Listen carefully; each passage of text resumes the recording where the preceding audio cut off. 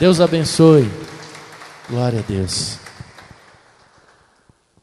Abra sua Bíblia no livro de Marcos, capítulo 15, 14, Marcos 14. Nós vamos fazer a leitura da palavra de Deus, mas antes eu peço que você mais uma vez feche os teus olhos, porque nós vamos falar com Deus, para que o Senhor nos dê a direção para esse culto, para essa palavra. Hoje é culto de ceia. Hoje nós estamos relembrando o que Jesus fez por nós. É mais do que um culto, é uma celebração. É de extrema importância que todos participem da celebração da ceia, porque de todos os cultos que nós temos, todos são importantes, mas o mais importante deles é a celebração da ceia, porque nós não éramos nada, e Jesus nos resgatou. E por que Ele nos resgatou? Por causa da morte, da crucificação. Se Jesus não tivesse morrido na cruz, nós jamais teríamos o direito de ser resgatado, ou nem estaríamos mais aqui, porque a humanidade caminhava por um destino sem volta, né? Mas Deus tinha um plano de salvação, e o plano de salvação é Jesus Cristo. Meu Deus, em nome de Jesus, nós entramos na Tua presença nesse momento, e nós pedimos a direção do Teu Espírito Santo, para que o Senhor venha falar conosco, através desta palavra, porque hoje é a celebração da ceia. Hoje nós estamos aqui celebrando o corpo e o sangue do Cordeiro. Meu Deus, que a partir de agora, meu Deus, cada vida que aqui está possa ter a sua mente e o seu coração aberto para receber o que o Senhor quer entregar para elas, em nome do Senhor Jesus, meu Deus.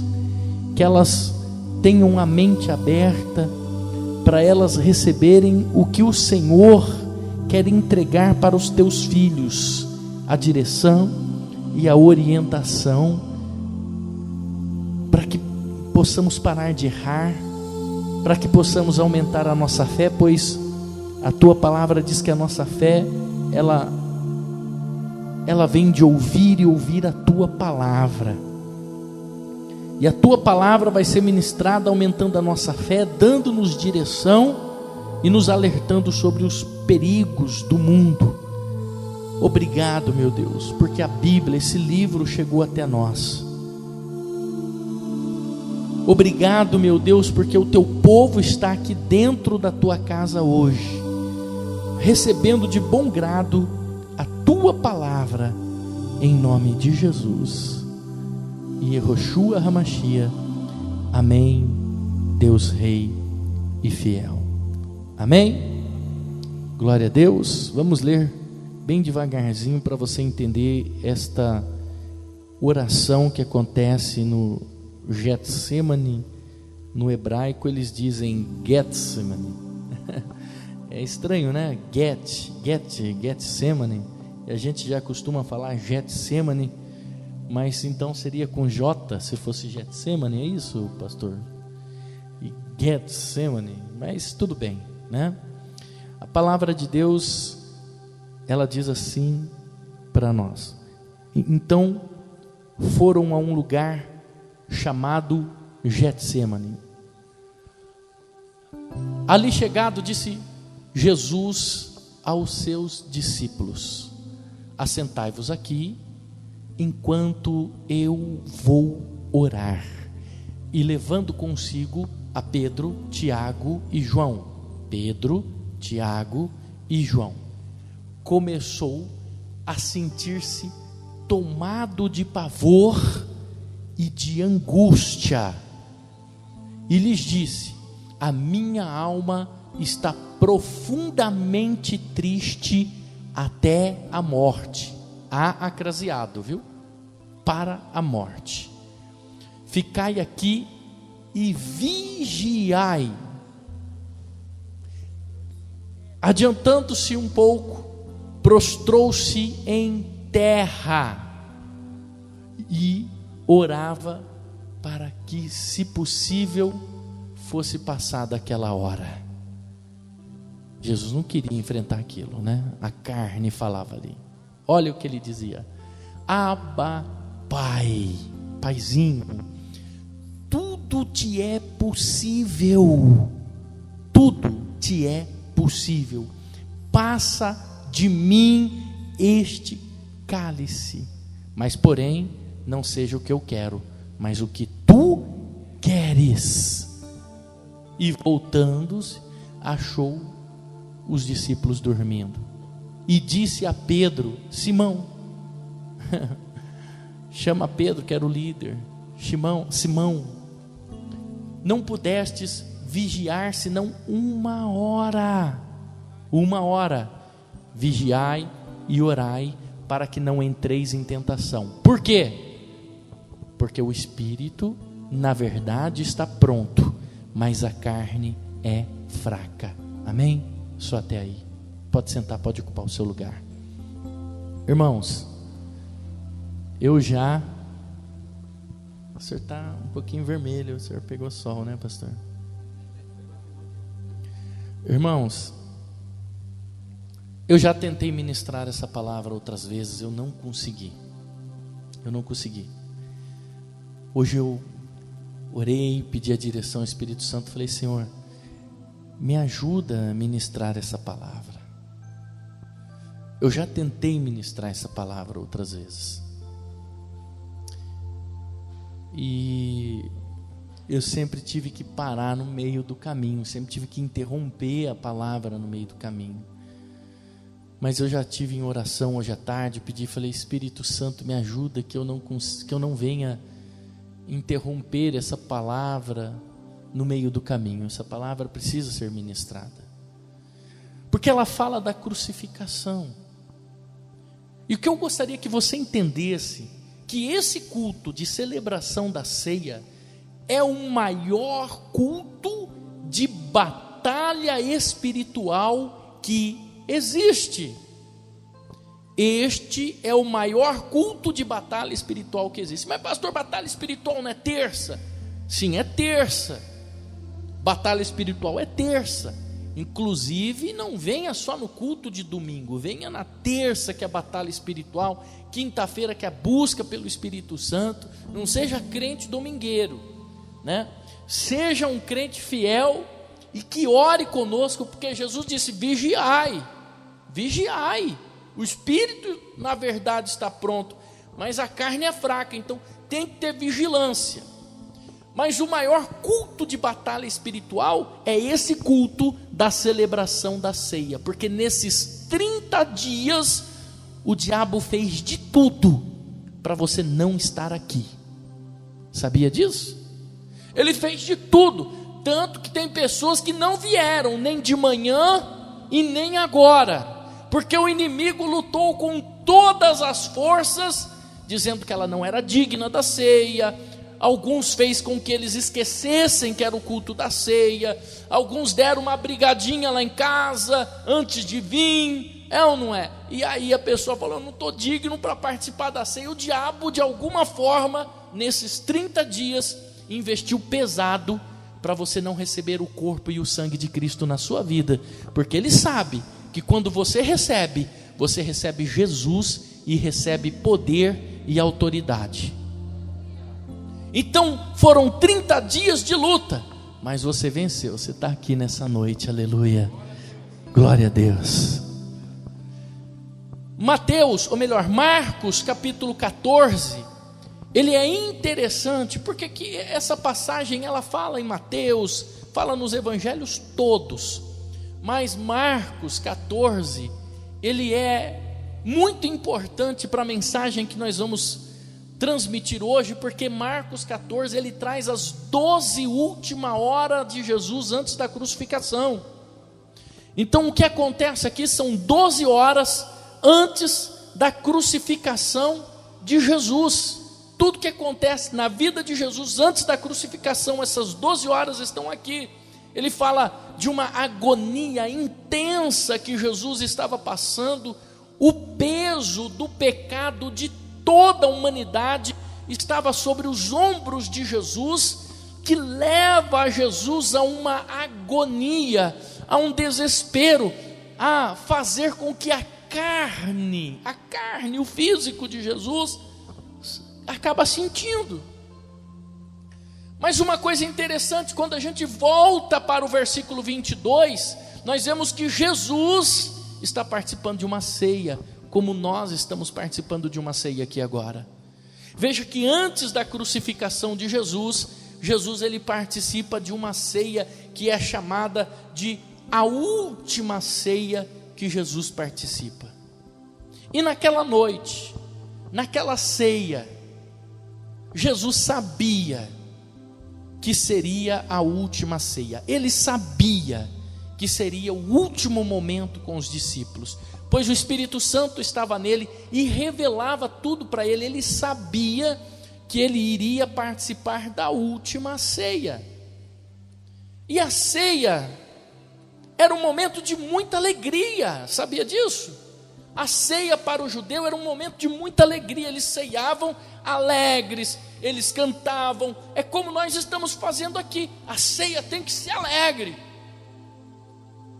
Então, se você está aqui nessa noite para participar da ceia, você tem que se alegrar. Aleluia, glória a Deus. Vamos cantar aí uns louvores mais alegres. Vamos nos alegrar, porque a ceia simboliza a alegria. Era um momento de alegria. E olha que Jesus está vindo de cruzadas evangelísticas, Jesus está vindo de trabalhos de libertação. Jesus tinha curado, Jesus tinha libertado, Jesus tinha salvado. Jesus estava alegre com os discípulos, porque eles estavam vindo de cruzadas de milagres, de prodígios que tinham acontecido. E uma coisa interessante para o judeu, porque Jesus era judeu, você precisa entender isso. 3 pilares fundamentais existem na vida de um judeu e dentro da cultura judaica. Cama, preste atenção, 3 pilares importantes: a cama, a mesa de jantar e o sofá. O judeu tem esses 3 lugares importantíssimos, aonde eles só colocam pessoas íntimas. O judeu não coloca ninguém mais na sua mesa se não for pessoa íntima. O judeu não coloca ninguém assentado na sua sala para conversar com ele se não for pessoa íntima. O judeu, ele não leva ninguém para a sua cama se não for íntimo. Então, isso é importantíssimo dentro da cultura judaica. São 3 pilares importantes, e eles estão em um deles, a mesa. E o comer para eles é muito especial. O comer para eles era muito importante. O comer para o judeu era um momento muito sagrado. Então, antes de comer, eles contavam testemunhos. Eles ficavam testemunhando o que eles tinham passado. É ou não é? Quando eu sento que o Asaf hoje, o Asaf estava me esperando, ele falou assim: pai, eu estou morrendo de fome. Ele espera para almoçar. Nós tivemos o culto pela manhã e eu tive que passar no mercado, na padaria, enfim, né? Então, pai, estou morrendo de fome. Então, quando a gente se assenta para conversar, a gente fica para almoçar, a gente conversa. Filho, como que foi a escola? Sempre falo isso para ele, né? E eu descobri que ele não quer almoçar na escolinha, porque ele quer almoçar lá em casa. E aí, às vezes, ele almoça na escolinha e ele fala: eu não almocei, só para sentar lá junto. E só dá uma beliscadinha ali, e depois a professora fala que ele comeu. Filho, como que foi na escola? Ah, pai, foi assim, assim, assim, vai ter um negócio assim, assim, assim. E aqui para o judeu eram os testemunhos. Agora, você imagina, presbítero Nerivan, você sentado à mesa com os discípulos, quantos testemunhos. Você viu o cego lá que foi curado? Você viu o coxo? Nossa, o coxo estava lá, coxo e tal. E tem milagres que Jesus realizou que nem na Bíblia está escrito. O livro de João, o último versículo do livro de João, ele diz assim, é o evangelista João, está dizendo, se nós fôssemos escrever todos os feitos que Jesus fez, não caberia em livro algum do mundo. Então, eram muitos milagres, eram muitos testemunhos. Você viu a mulher encurvada, que coisa, ali era um espírito, e eram uns testemunhos, e era aquele momento de alegria. Então, a ceia era um momento de alegria. Mas naquele dia, eles notaram algo diferente em Jesus. Jesus não estava bem, Jesus estava quieto, Jesus não estava sorrindo, Jesus estava diferente aquele dia. Eles olharam para o líder deles, eles olharam para o mestre deles, e eles estavam diferentes, eles não estavam bem. E a gente conhece, a gente sabe quem é o nosso líder, porque o líder é aonde a gente se espelha. Eles se espelhavam em Jesus, eles olhavam para Jesus, eles queriam ser igual a Jesus. Então o foco está sempre no líder, porque queremos ser igual ao líder, queremos ver o testemunho de vida do líder. E eles perceberam que Jesus não estava bem. Esse dia eu falei com o pastor Jarbas, falei, pastor, não estou bom. Terça-feira, falei, pastor, não estou legal. O que está acontecendo? Eu falei, não sei, vem para cá. Já liguei para o meu enfermeiro particular, tem um enfermeiro particular. Sabiam disso? Eu tenho um enfermeiro particular 24 horas e ele não me atendeu. Eu fiquei bravo com ele, irmão Daniel, porque você não me atendeu. Olha lá, ele está ali, ó, meu enfermeiro particular. Faz assim, irmão Daniel. Quando dá os piripaques, ele que corre lá. Ele sabe fazer remédio, ele sabe fazer chá, ele sabe consertar perna quebrada, tirar pedra de rinha com ele mesmo. Esse homem sabe tudo. Eles olharam para Jesus e perceberam que Jesus não estava bem, Jesus não estava legal aquele dia, porque era alegria, era um momento de felicidade, mas Jesus estava quieto. E quando chegou a hora de partir o pão, Jesus solta uma revelação.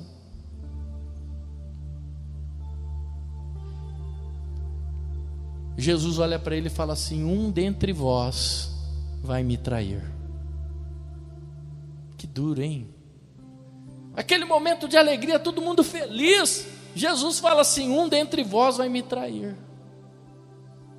Você já pensou? Quem aqui já foi traído por um amigo, por um companheiro? Levanta a mão. Ixi, todo mundo, né? É ou não é? Todo mundo. É duro lidar com uma traição. Todo mundo alegre, feliz, comendo. Jesus vem e fala assim: um dentre vós vai me trair. Jesus quebra o clima. Está lá no versículo 18 e 19.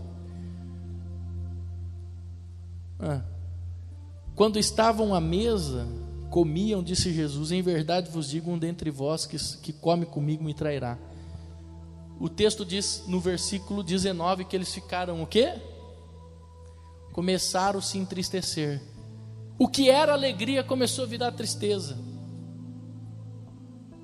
Então veja que para eles começarem a entristecer-se, eles estavam alegres, amém?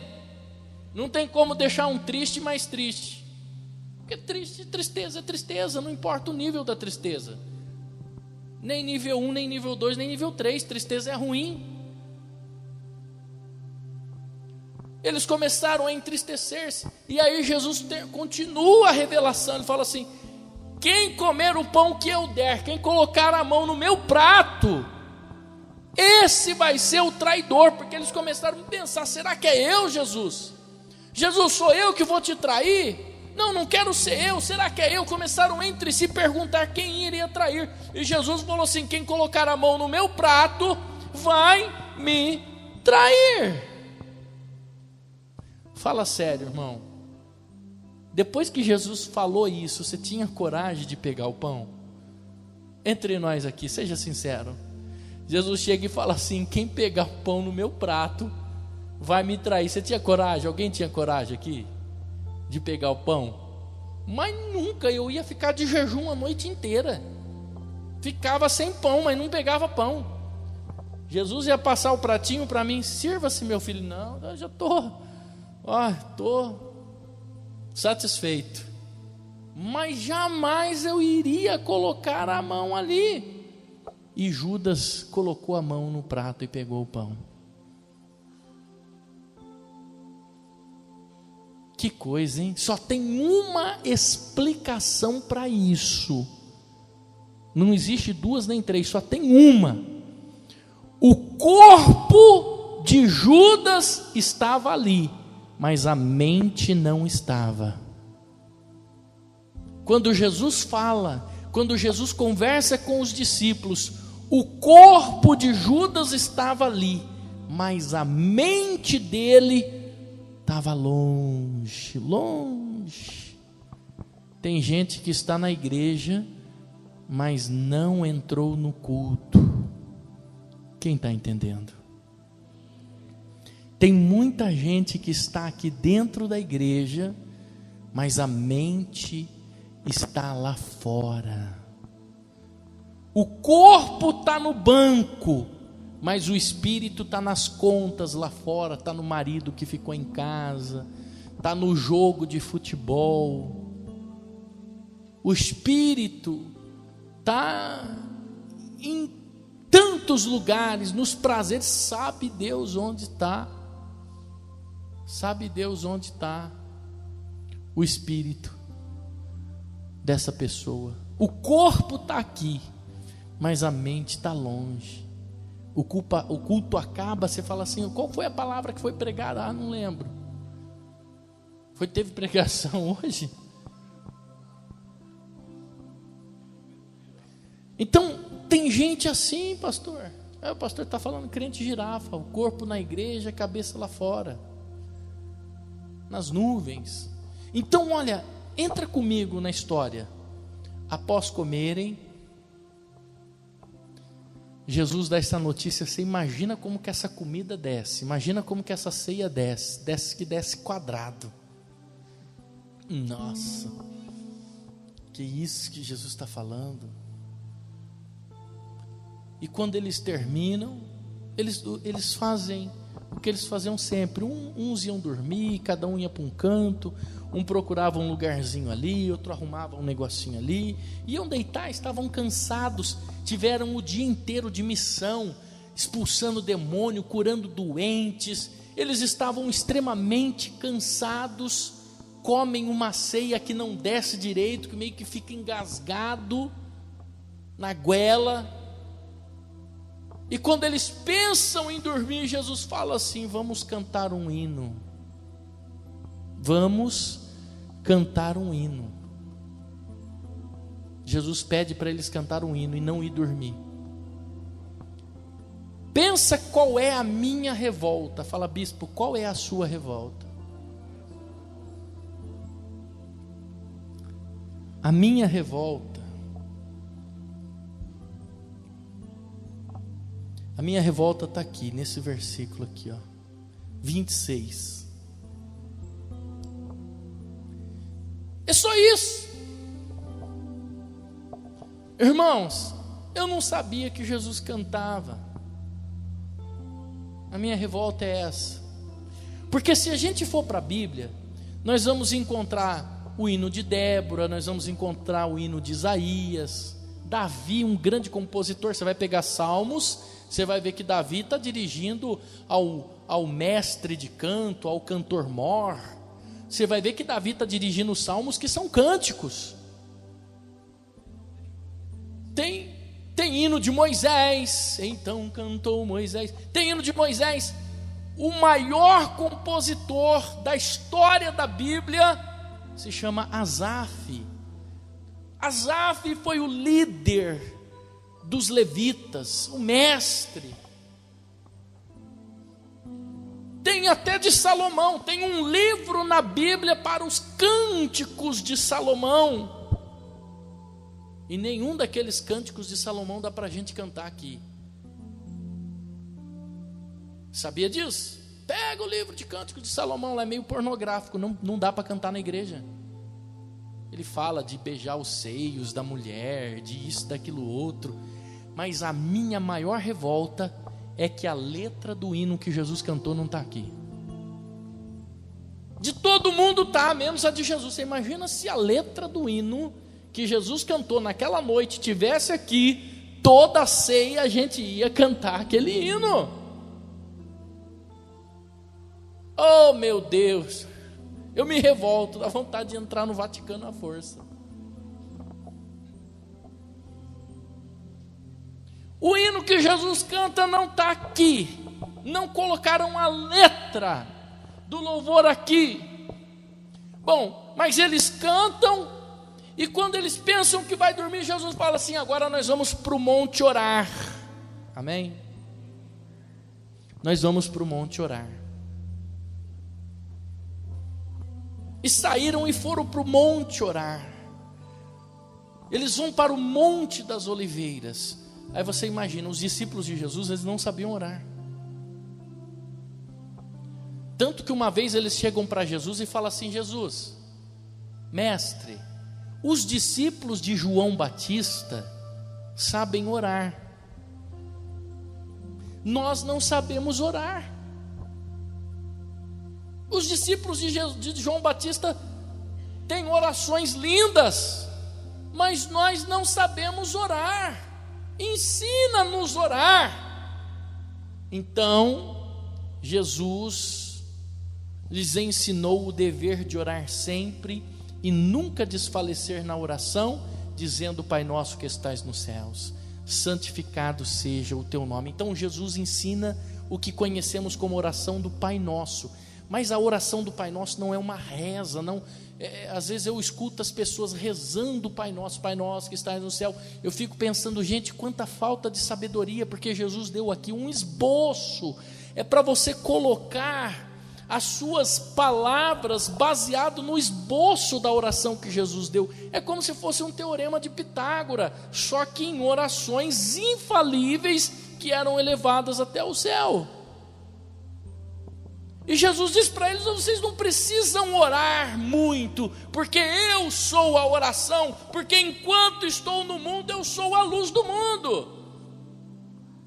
Vocês estão do lado da verdadeira oração viva, do lado de vocês.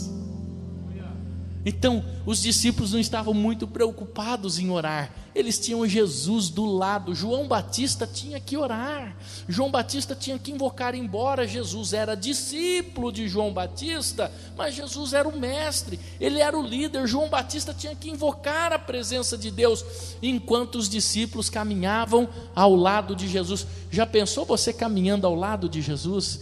Quantas vezes você falou assim: Jesus, eu não sei nem orar, eu não sei orar, mas Jesus está dizendo para você: eu sou a verdadeira oração, só me coloca do seu lado que está tudo certo. E Jesus não espera de mim e de você uma oração bonita, Ele só espera que seja uma oração sincera. E eles vão para o monte orar, e quando eles vão, um se perde no meio do caminho. Veja que os 12 estão ali, mas um se perde no meio do caminho, que é Judas, e vai lá para a cidade para vender Jesus por 30 moedas de prata. Diga assim: é covardia. Mas 30 moedas de prata valia muito dinheiro naquela época. Tem gente que traz Jesus por muito menos. Tem gente que traz Jesus por um filme da Netflix, traz Jesus por um cigarro, traz Jesus por um copo de cerveja, traz Jesus por um copo de pinga. Tem gente que não traz Jesus por 30 moedas de prata, mas traz por muito menos. Um se perde no meio do caminho, não sei que desculpa ele dá, mas eles chegam no monte para orar, e no meio dos discípulos Jesus chama quem? Pedro, Tiago e João. Pedro, Tiago e João. Ele disse: eu vou ali orar. E ele leva consigo Pedro, Tiago e João. E entenda, não é a multidão que te acompanha. Na hora da dor, somente aqueles que caminham perto de você é quem vai estar com você. Não acha que a multidão vai estar do seu lado, não acha que a multidão vai caminhar com você ou vai se importar com você. Jesus tinha 3 mais próximos, e Jesus tinha um que era o confidente dele, onde ele se abria, onde ele confessava, onde ele falava. E aí Jesus começa a contar a sua agonia, Jesus começa a falar com Deus, Jesus começa a falar que não estava fácil, Jesus começa uma agonia difícil, Jesus começa ali na sua oração, uma oração profunda, e os discípulos dormiram. Jesus em agonia e os discípulos dormiram. Alguém sabe por que os discípulos dormiram? Irmão, seja sincero. Se Jesus estiver do nosso lado, você vai dormir tranquilo, em paz.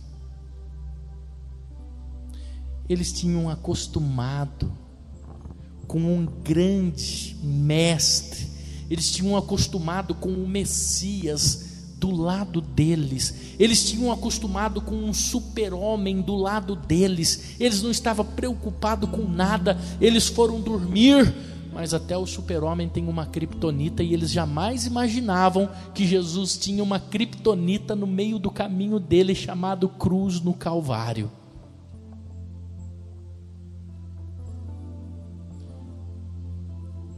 Eles foram dormir, eles dormem.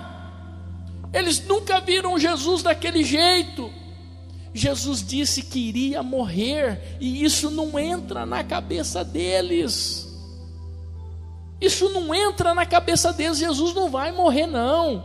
Jesus dizendo que iria morrer, mas eles não conseguem digerir essa informação. E quando Jesus entra no Getsêmani, é um barulho, um silêncio muito grande. O silêncio faz barulho. Jesus entra em agonia. Meu irmão, entenda, era a minha e a sua vida sendo posta diante de Jesus naquele momento. Jesus precisava fazer uma escolha, Jesus precisava tomar uma decisão. Ali Deus não interfere, ali está o livre-arbítrio com Jesus. E Jesus começa a entrar numa profunda agonia, e nós vamos encontrar essa passagem em Lucas, porque só Lucas consegue ver e entender, porque ele era médico, ele consegue compreender a agonia que Jesus estava sofrendo. Era uma agonia muito forte, era uma descarga de adrenalina muito pesada. Jesus poderia sofrer um infarto naquele momento. Aquela pressão sanguínea, ela sobe para a cabeça, só que ao invés de dar um aneurisma em Jesus, as veias de Jesus se rompem, elas trincam, e Lucas diz que ele começou a suar gotas de sangue, de tanta que era a agonia de Jesus. Você imagina isso?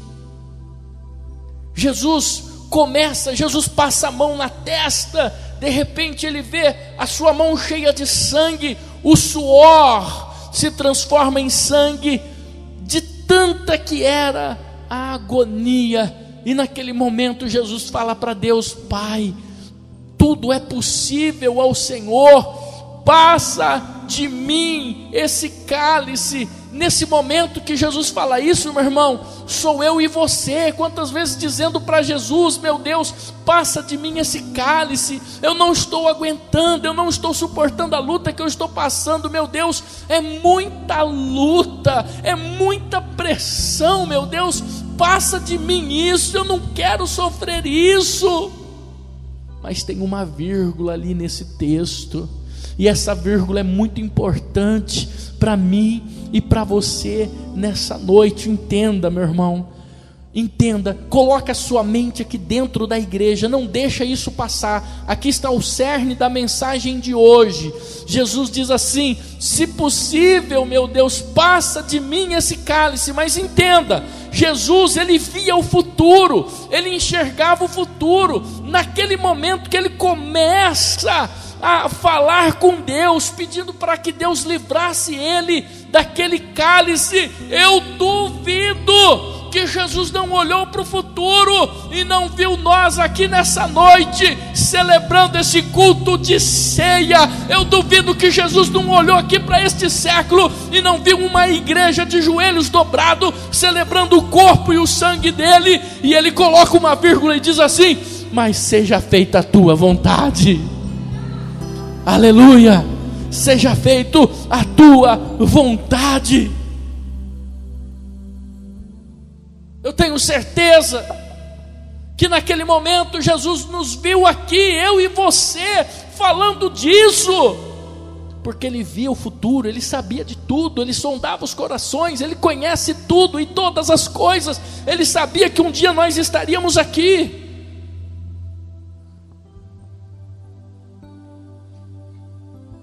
Ele arruma força, ele encontra força onde não tinha, e diz: seja feito a tua vontade, meu Deus, não a minha, mas a tua vontade. Jesus, quando ele vê, ele olha os discípulos dormindo, diante de tanta agonia, mas ele já está forte, ele já encontrou força. Tem um texto bíblico, eu não lembro se é em Mateus, em João ou em Lucas, que diz que um anjo do céu desceu ali para consolar Jesus, e quando Jesus volta da oração, ele vê os discípulos dormindo, e ele diz assim: a carne é fraca, mas eu quero dizer para você que o espírito está pronto. Jesus entrou para aquela oração, meu irmão, no monte, fraco, caído, suando gotas de sangue, e Jesus volta da oração como um leão, como um guerreiro. É isso que acontece na minha e na sua vida. Nós entramos na igreja caído, prostrado, arrebentado, mas quando nós entramos na presença de Deus, nós saímos daqui um leão, forte, guerreiro. Aleluia. Eu não sei os irmãos que estão acostumados a ir no monte aqui, mas quantas vezes eu subi no monte assim, arrebentado, falei: meu Deus, hoje tem monte, fazer o que? Vou lá orar, porque o povo vai, sem energia, mas eu volto do monte assim: meu Deus, quando vai ser o próximo? Cadê o próximo? Está longe, ainda é sexta-feira que vem. Meu irmão, quando a gente entra na presença de Deus, aquilo que é fraco, Deus transforma em força. Glória a Deus. Como diziam os antigos, nem tudo resolve no muque, mas eu quero dizer para você que o crente tem poder na oração. O crente tem poder na oração. Jesus estava tão forte que lá em João 18 diz que eram 600 soldados que foram atrás de Jesus, porque Judas já tinha vendido ele lá embaixo. E quando eles chegam, Jesus escuta o barulho de alguém chegando e eles gritam lá, ou melhor, Jesus ouve um barulho e Jesus grita: quem procurais? Eles dizem: a Jesus de Nazaré. Havia tanto poder em Jesus depois da oração, que ele diz assim: sou eu. O texto bíblico diz que os soldados caíram para trás, só de Jesus dizer: sou eu. Quando nós entramos na presença de Deus, Deus vai te dar tanta força, tanto poder, que só de você falar: sou eu, o inimigo vai tremer, vai se arrepender de ter cruzado o teu caminho.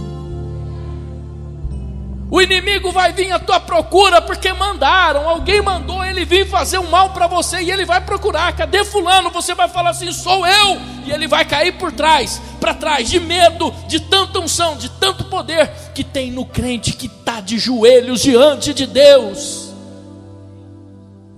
Há poder na oração, há poder na oração. Então eu digo para você: coloca a tua cabeça aqui dentro. O corpo está aqui, coloca a cabeça aqui também. Deixa Deus falar com você, que você vai sair daqui vencedor. Prenderam Jesus, levaram Jesus. Jesus passou em seis julgamentos numa madrugada. Irmão, ninguém é julgado numa madrugada. Todos os julgamentos acontecem de dia, mas eles tinham pressa em acabar com Jesus. Julgaram Jesus naquela mesma madrugada, abriram os tribunais, foi levado para Anás, para Caifás, tudo quanto é Anás, Jesus foi levado. durante a madrugada. Fizeram o que estava errado diante da lei que os regiam. 6 julgamentos durante uma madrugada. Aí levam ele diante de Pilatos, porque os judeus queriam acabar com Jesus, mas eles temiam a lei romana, e tinha um homem ali chamado Pilatos, que ele representava a lei romana. Eles detestavam Pilatos. Digam assim: os judeus detestavam Pilatos. Mas se alguém fizesse mal para Pilatos, ia se ver com Roma. Pilatos era um representante de Roma, e eles tinham que respeitar Pilatos. Eles já tinham tudo definido o que fazer com Jesus, mas tinha que ter o aval de Pilatos. Eles levaram para Pilatos, e quando Pilatos ouve Jesus, Jesus se transforma ali num filósofo. Pilatos pensa: meu Deus, eu preciso aprender com esse homem. E Pilatos, para não matar Jesus, então ele faz uma coisa: vou mandar só espancar Jesus, chicotear Jesus, como eles faziam com as pessoas, vou mandar dar as chibatadas em Jesus, e pronto, são 40 chibatadas, vou mandar dar as chibatadas em Jesus, e pronto, ele volta, e depois ele vai vir aqui me ensinar, o povo vai ficar feliz, porque bateu em Jesus em praça pública. E aí eles mandam chicotear Jesus. Pilatos diz assim: vai, manda espancar esse homem, e pronto, acabou, vamos encerrar por aqui. E aí eles levam Jesus para ser chicoteado, e Jesus é espancado com um chicote chamado azorrague. Azorrague é um chicote que foi feito para chicotear judeus, porque os judeus, ele não se curvava diante de ninguém, a não ser de Deus. Você podia cortar a cabeça de um judeu fora, mas ele não se prostrava. Então, quando eles eram chicoteados, eles ficavam em pé, eles não se prostravam. Eles levavam 40 chibatadas e não se ajoelhavam. Eles se escoravam, eles faziam de tudo, mas eles não se prostravam diante de ninguém, a não ser de Deus. Então, Roma mandou fazer um chicote, se chama azorrague. Ele é feito com 7 tiras de couro de carneiro, e na ponta dessas 7 tiras tem um pedaço de osso revestido com ferro. Então, quando dava uma chibatada, era como se eles tivessem levado 7 ao mesmo tempo. 7. E os judeus falam muito, por exemplo, as midrashes falam do chicote do azorrague, por exemplo, e eles falam da 11ª chibatada. Eu não vou entrar aqui no assunto da 11ª chibatada, mas se você for estudar a história judaica, você vai aprender muito sobre a 11ª chibatada. Porque quando o judeu levou 10 chibatadas, ao todo ele já levou 70. Então o que acontecia? Aquele chicote, ele era batido no mesmo lugar. O carrasco batia no mesmo lugar. Só que quando eles batiam o azorrague, aquele chicote com aquelas pontas de osso afundava na carne, e quando o carrasco puxava, saía carne para todo lado. Então na 10ª chibatada, o judeu, ele não aguentava ficar em pé, e ele caía no chão, e quando o carrasco batia de novo, o azorrague batia no seu rosto.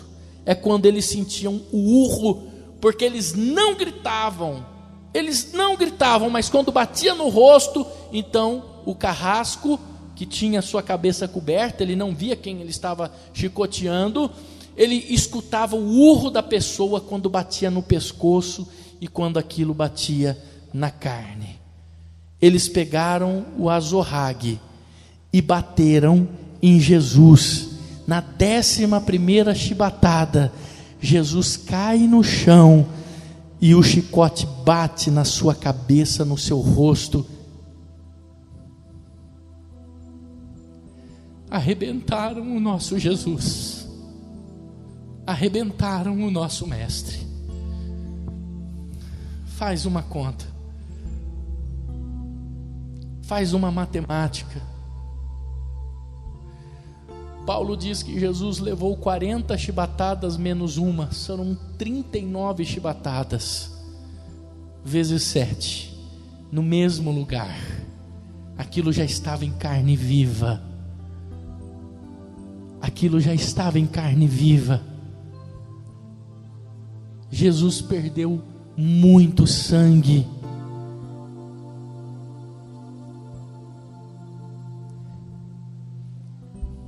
Pilatos manda trancar Jesus, ele volta para casa. Eu imagino que naquela noite ele não consegue jantar. A esposa dele diz assim para ele, uma mulher chamada Cláudia, a prócora, chega para ele e fala assim: não se envolva com esse justo. Essa noite eu sonhei com ele. Não se envolva com esse justo. Essa noite eu sonhei com ele. Segundo os estudos de Flávio Joséfo, Pilatos ele procura achar uma forma de livrar Jesus da morte. Então Pilatos era estudante de lei, ele era um governador.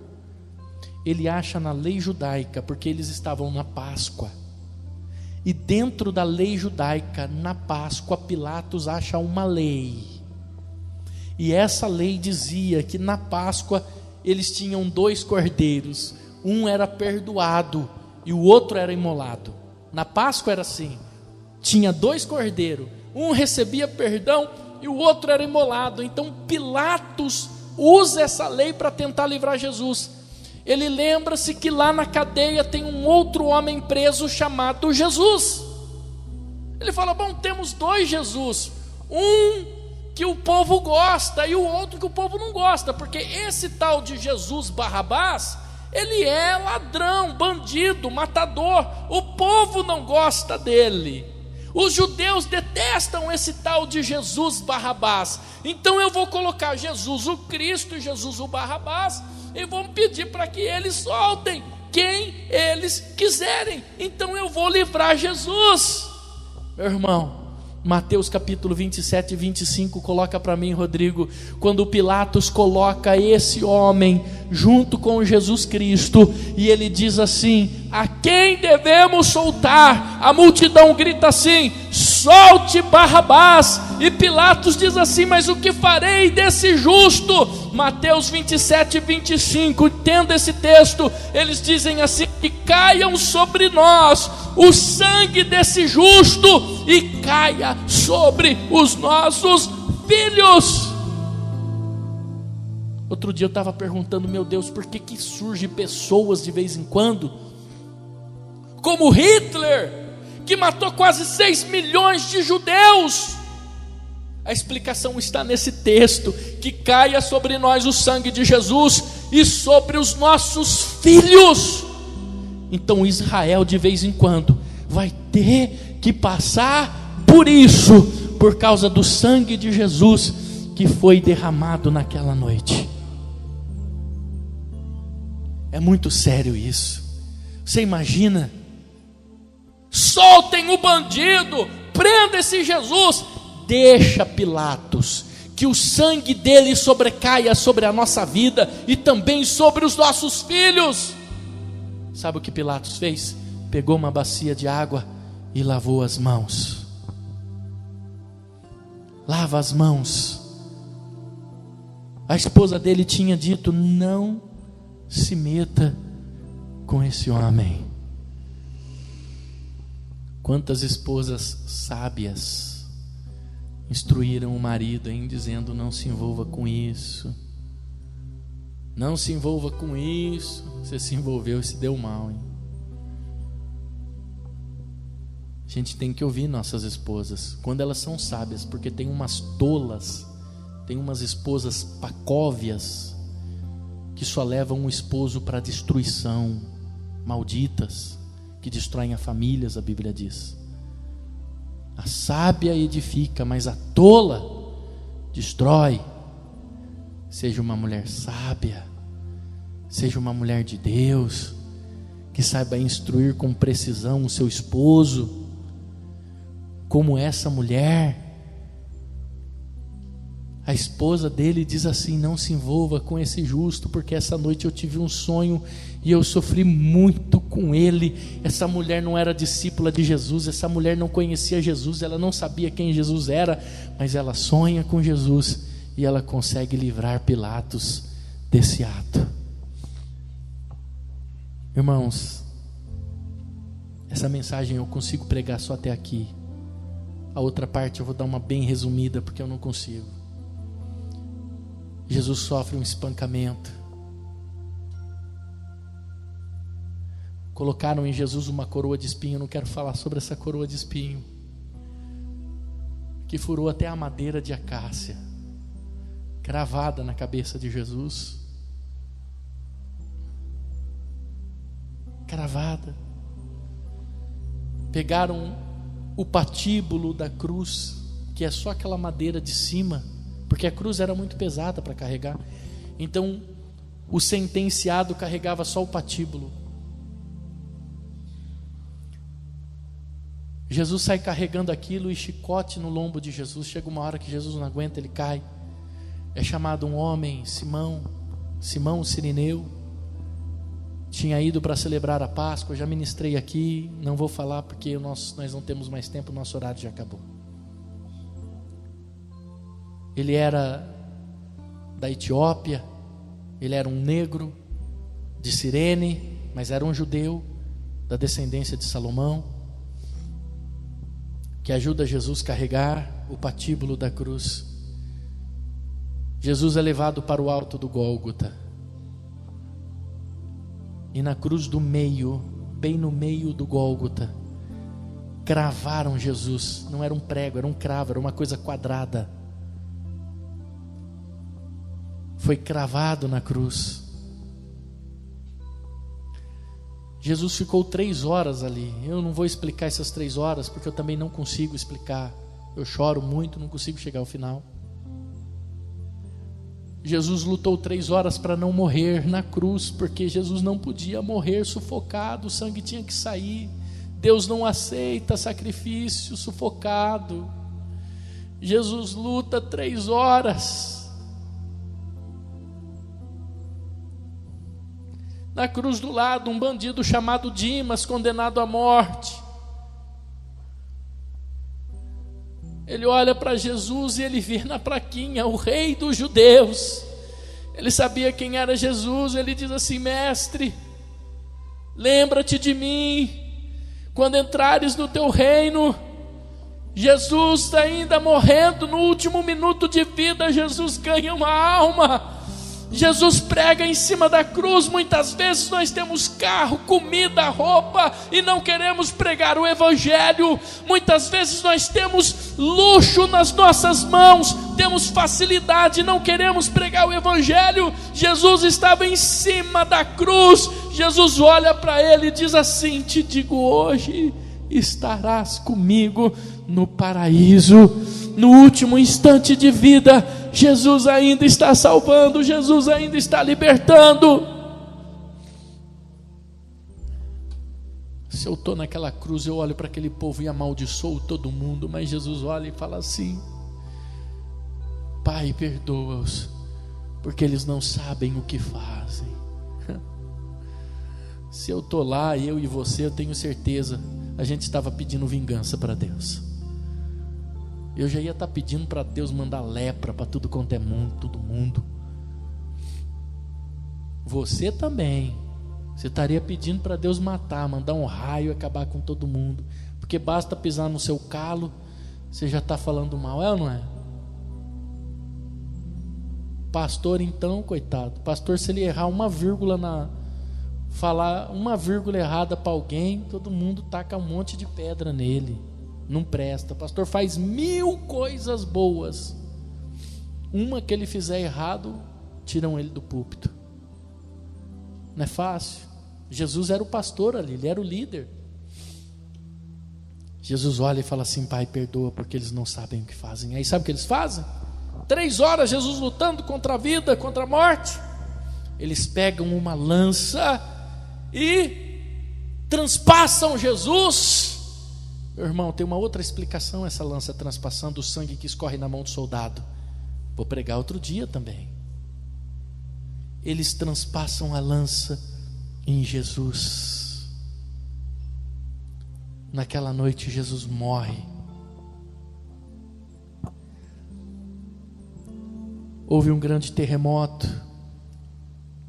A Bíblia diz que a terra se abre, aqueles que estavam mortos saem do túmulos vivos. De repente alguém vê, olha ali, vê alguém, aquele Jesus andando sobre a rua, ou melhor, os mortos andando sobre a rua, porque Jesus tinha sido morto. Preste atenção, igreja. Jesus tinha sido morto, os mortos saem do túmulo, vivos. A tristeza bate nos discípulos. Acabou. Gostaria que você ficasse em pé nessa noite. Nós estamos aqui para celebrar Mateus capítulo 28.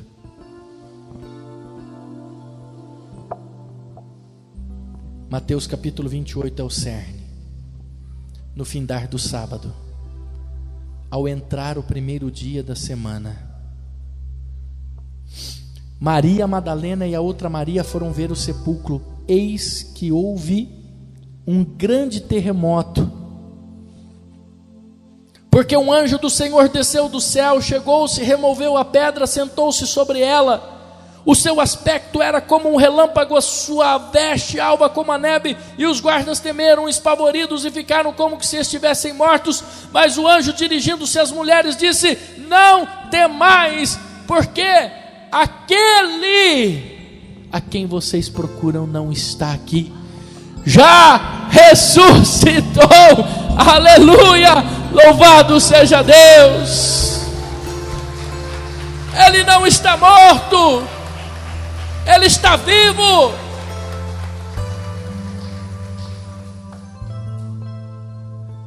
Jesus está aqui nessa noite. Hoje, simbolicamente, nós vamos comer a carne e beber o sangue. Isso nos deixará mais forte, isso nos deixará com mais vida. Mataram Jesus e Jesus teve uma ideia brilhante, sabia? Eles pensaram que iriam acabar com Jesus. Olha a ideia de Jesus com a ceia. Jesus criou um monte de Jesus. Não dá mais para acabar com Jesus, porque para acabar com Jesus tem que acabar comigo, tem que acabar com você, tem que acabar com um monte de gente, e não dá. Tentaram matar os cristãos. Quando eu e você participamos da ceia, somos um pouquinho de Jesus nessa terra. Aleluia. Somos um pouquinho de Jesus. Eu gostaria que nessa noite você participasse da ceia, mas sabendo do sacrifício que Ele fez para que essa ceia chegasse até nós. O sangue que foi vertido, que foi derramado. Meu Deus, em nome de Jesus, nós colocamos agora, meu Pai, este cálice, colocamos a matizar o pão asmo, que é o pão sem fermento, e o sangue da uva, o fruto puro, a primeira prensa, a primeira tiragem da uva, pois representa um sangue puro, sem mácula, sem pecado, assim como o pão sem fermento representa a carne pura, sem pecado. Nós vamos participar hoje. Não somos dignos, não, meu Deus, não somos dignos de estar à tua mesa, porque a tua mesa é um momento, é um lugar íntimo, mas nós reconhecemos a nossa necessidade, temos necessidade de participar desta ceia. Abençoe o teu povo que nessa noite vai participar, justifica os pecados de cada um, meu Deus, que eles possam colocar a vida deles no altar e parar de trair o Senhor por muito pouco do que Judas, muito menos do que Judas. Justifica a tua igreja mais uma vez, meu Pai, justifica o teu povo mais uma vez, em nome de Jesus, em nome do Senhor Jesus. Seja abençoada esta ceia, em nome de Jesus. Aleluia, glória a Deus, amém.